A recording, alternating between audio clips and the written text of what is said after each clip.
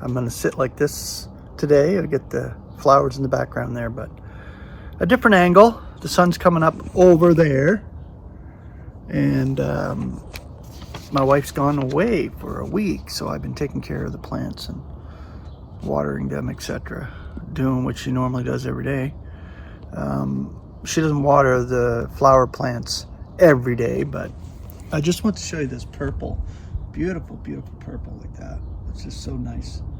Some of these flowers are just blooming right out, and they didn't get destroyed from the hailstorms, at least. A lot of storms went through here, Alberta, but mostly stayed south, so I didn't have to worry about them coming through here. I did protect them the other day there because there was quite a few going through. They didn't actually come right through here. The rain did, but not the actual hail. So that's a good thing that they didn't get destroyed.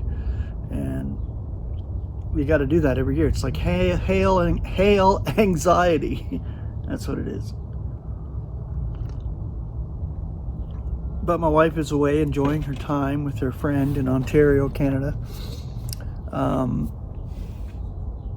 So I'm here by myself. I'll have my son here, but he's working every day, so it's nice to have the house quiet. I love it.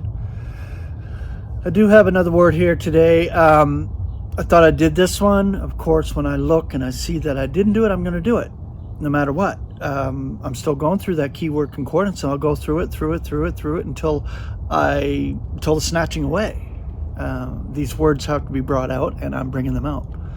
This is the whole purpose of the channel, to bring you edifying scripture that builds you up rather than that edifies, basically, and gives you an understanding of the word a little bit more clearer from the scriptures. This word here, effect or produce. I'm going to do both effect and produce because I have the scriptures pulled out from there, from the concordant version. There's your Greek and your English elements. Down, act. Okay, so we'll start with the word effect from the concordant scripture. Romans 1:27. Likewise also the males, besides leaving their natural use of the female, were inflamed in their craving for one another, males with males effecting indecency, and getting back in themselves the retribution of their deception, which must be. Romans 2:9. Affliction and distress on every human soul which is effecting evil, both of the Jew first and of the Greek. Romans 7:15. For what I'm effecting, I know not. For not what I will, this I am putting into practice. But what I am hating, this I am doing. Romans 7:17. Yet now it is no longer I who am effecting it, but sin making its home in me. Romans 7:18. For I am aware that good is not making its home in me, that is in my flesh. For to will is lying beside me, yet to be effecting the ideal is not. Romans 7:20. Now if what I am not willing, this I am doing, it is no longer I who am effecting it, but sin which is making its home in me.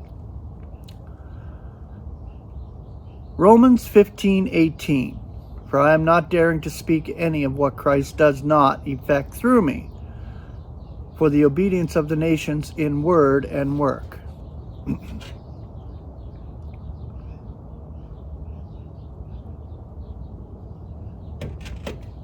1 Corinthians 5:3.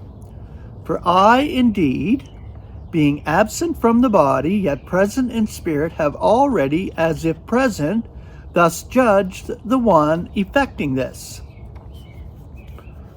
Ephesians 6:13. Therefore take up the panoply of God, that you may be enabled to withstand in the wicked day, and having effected all, to stand. Philippians 2:12. So that, my beloved, according as you always obey, and not as in my presence only, but now much rather in my absence, with fear and trembling be carrying your own salvation into effect. Now the word produce. Romans 4:15. For the law is producing indignation. Now where no law is, neither is there transgression. Romans 5:3. Yet not only so, but we may be glorying also in afflictions, having perceived that affliction is producing endurance.